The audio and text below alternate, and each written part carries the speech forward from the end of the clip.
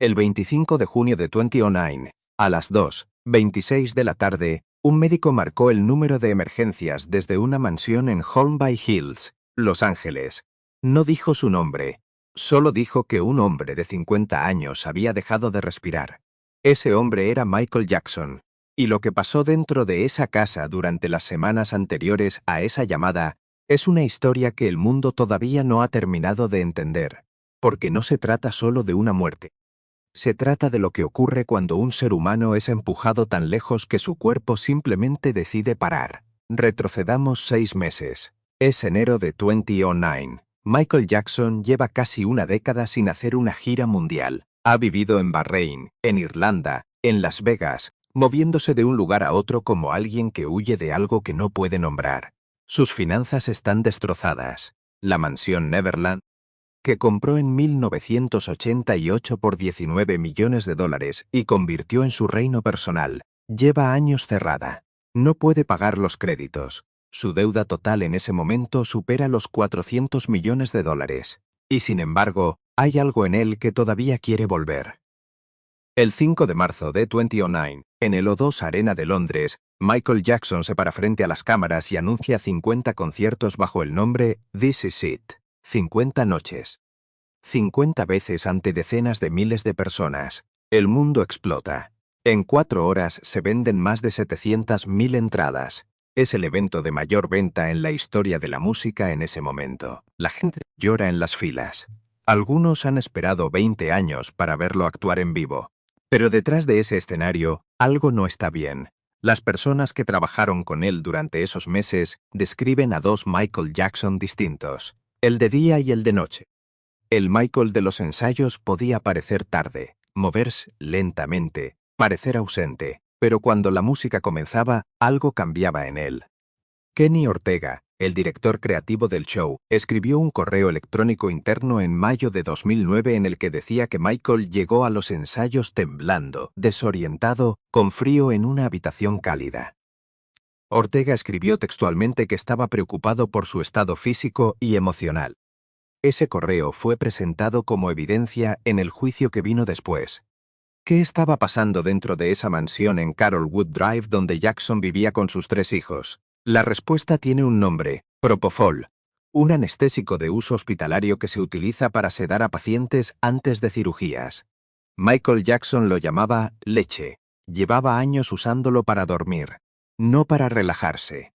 Para dormir de verdad, el tipo de sueño que, según él mismo le dijo a su médico personal, era el único que lo hacía sentir descansado. El problema es que el Propofol no produce sueño natural, produce inconsciencia. El cerebro no descansa de la misma manera, y el cuerpo, con el tiempo, comienza a deteriorarse. El Dr. Conrad Murray llegó a la vida de Michael Jackson en 2006, cuando lo trató en Las Vegas. En 2009, Jackson le pidió personalmente que fuera su médico de gira. Murray ganaba $150.000 al mes. Aceptó. Y desde el primer día de mayo de 2009, los registros médicos muestran que Murray comenzó a administrarle Propofol a Jackson casi todas las noches en su habitación. No en una clínica. No con equipo de emergencia. En una habitación de una casa privada. Durante 50 noches consecutivas entre mayo y junio de 2009, Michael Jackson fue sedado artificialmente para dormir.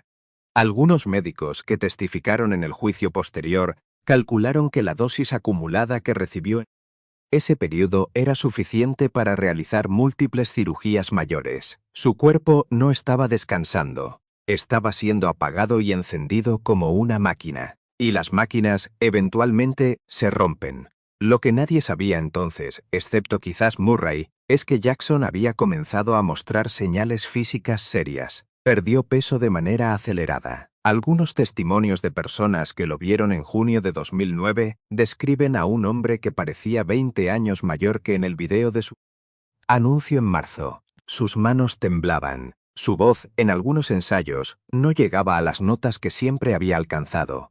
Travis Payne, su coreógrafo principal, dijo que había días en que Michael no podía terminar una coreografía completa sin detenerse. Y sin embargo, el 23 de junio de 2009, 2 días antes de su muerte, Michael Jackson dio uno de los ensayos más potentes de toda la preparación del tour. Hay un video de ese ensayo. Está circulando en el mundo desde que lo publicaron. Lo ves moverse, lo ves cantar, lo ves con esa energía que parecía desafiar el tiempo. Hay algo en ese video que duele porque sabes lo que viene después. Esa noche, después del ensayo, Michael regresó a la mansión de Carolwood. Sus hijos dormían. Conrad Murray estaba ahí.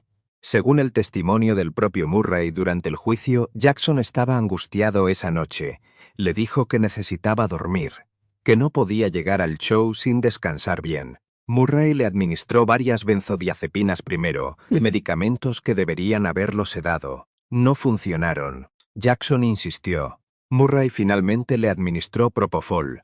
Lo que ocurrió después, Murray lo describió así. Salió de la habitación para hacer una llamada telefónica de unos minutos. Cuando regresó, Jackson no respiraba.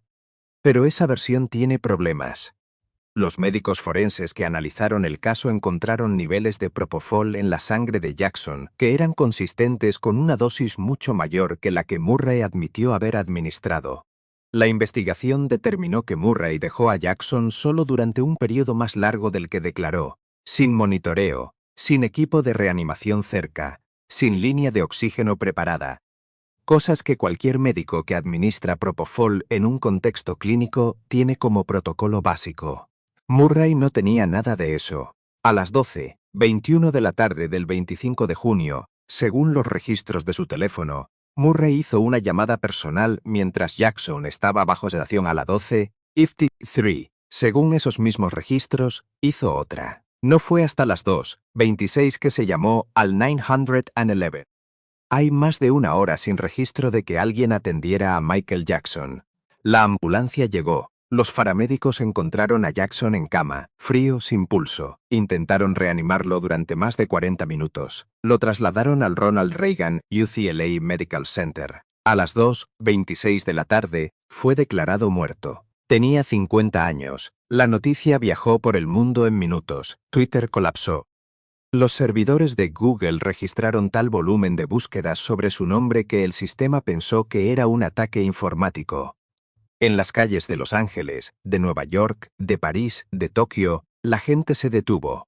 Algunas personas lloraron frente a pantallas de televisión en bares y tiendas. Otras simplemente se quedaron en silencio. Pero mientras el mundo lloraba, algo estaba ocurriendo dentro del sistema legal que tomó su propio ritmo. Conrad Murray fue arrestado en febrero de 2010 y juzgado por homicidio involuntario. El juicio comenzó en septiembre de 2011 y duró 2 meses. Los fiscales presentaron una teoría simple pero devastadora. Murray no solo administró una sustancia peligrosa de manera irresponsable, abandonó a su paciente.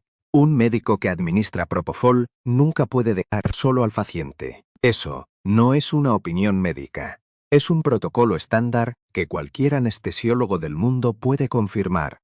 La defensa intentó argumentar que Jackson se había administrado una dosis adicional él mismo mientras Murray no estaba. Ningún jurado lo creyó. El 7 de noviembre de 2011, Conrad Murray fue declarado culpable de homicidio involuntario. Fue sentenciado a 4 años de prisión. Cumplió 2 años antes de ser liberado por buena conducta y hacinamiento en las cárceles de California. 4 años. Por la muerte del artista más vendido de la historia de la música. Pero la historia no termina ahí. Porque hay otra capa en estos últimos días que muy poca gente ha analizado con la profundidad que merece. Michael Jackson sabía que algo estaba mal con él. Hay testimonios de personas cercanas que indican que, en las semanas finales, habló con varios amigos sobre el miedo. No el miedo abstracto. El miedo concreto de que iba a morir antes del show. Su abogado personal, John Branca, declaró que Jackson le había pedido que pusiera sus asuntos en orden antes del tour. Algunos intérpretes de esa instrucción creen que Jackson presentía lo que podía pasar. Hay una grabación de audio, presentada durante el juicio de Murray, en la que se escucha la voz de Michael Jackson, hablando sobre el show, sobre los niños del mundo, sobre lo que quería dejar como legado. Su voz suena arrastrada, lenta.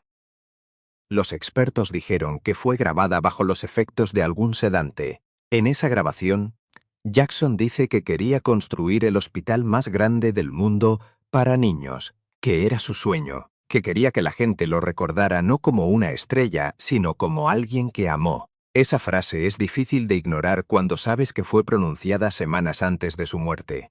Hay otra dimensión de estos últimos días que merece atención: la relación de Jackson con sus hijos. Michael Prince, Paris y Blanket tenían 12, 11 y 7 años en el momento de su muerte. Las personas que trabajaban en la casa describieron que Jackson pasaba tiempo con ellos cada mañana antes de ir a los ensayos. Les preparaba el desayuno él mismo cuando podía. Se aseguraba de que hicieran sus tareas. Paris Jackson, en una entrevista años después, dijo que su padre era el ser humano más gentil que había conocido.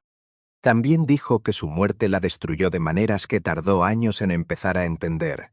La mañana del 25 de junio, según el personal de la casa, Michael desayunó con sus hijos. Jugaron. Él les dijo que los amaba. Eso ocurrió horas antes de que Murray le administrara la última dosis. Nadie en esa casa sabía que era la última mañana. Ahora bien, hay preguntas que el juicio no respondió y que todavía flotan en el aire. ¿Quién más sabía del uso de Propofol? AEG Life, la compañía productora del tour, ¿tenía conocimiento del estado real de Jackson? Esta pregunta fue el centro de un segundo juicio civil que la familia Jackson presentó contra AEG. Los abogados de la familia argumentaron que AEG contrató y controló a Murray, y que por lo tanto era responsable parcialmente de la muerte. AEG respondió que Jackson mismo insistió en contratar a Murray contra sus recomendaciones. En octubre de 2013, el jurado en ese caso civil falló a favor de AEG. Encontró que, aunque Murray era negligente, AEG no era legalmente responsable, porque Jackson fue quien eligió a su médico. La familia de Jackson no recibió compensación. Pero hay algo en ese veredicto que sigue inquietando a quienes estudiaron el caso en detalle. Los correos internos de AEG, presentados como evidencia, mostraban que varios ejecutivos estaban al tanto de que Jackson tenía problemas de salud. Uno de esos correos, escrito por un ejecutivo de AEG en junio de 2009, decía que necesitaban que Murray controlara a Michael y lo tuviera listo para los shows. La palabra controlar en ese contexto tiene implicaciones que el jurado decidió no perseguir. 50 shows, cientos de millones de dólares en juego, un artista cuya salud era secundaria al negocio. No es un juicio moral, son los hechos del expediente. La autopsia oficial, realizada por el Departamento del Médico Forense del Condado de Los Ángeles, determinó que la causa de la muerte fue una intoxicación aguda por Propofol.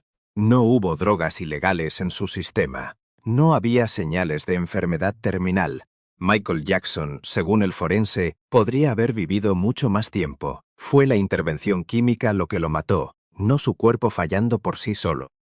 Su cuerpo fue enterrado el 3 de septiembre de 2009 en el Forest Lawn Memorial Park en Glendale, California, más de 2 meses después de su muerte. Hubo un memorial público en el Staples Center de Los Ángeles el 7 de julio, 10 días después de su muerte. Más de 1,6 millones de personas solicitaron entradas. El evento fue visto en vivo por más de 1.000 millones de personas en todo el mundo, según estimaciones de los medios. Fue uno de los eventos televisivos más vistos de la historia hasta ese momento. Dentro del ataúd dorado, Jackson llevaba un traje blanco que él mismo había elegido semanas antes. Nadie explicó exactamente cuándo lo eligió, pero la familia confirmó el detalle, como si él supiera.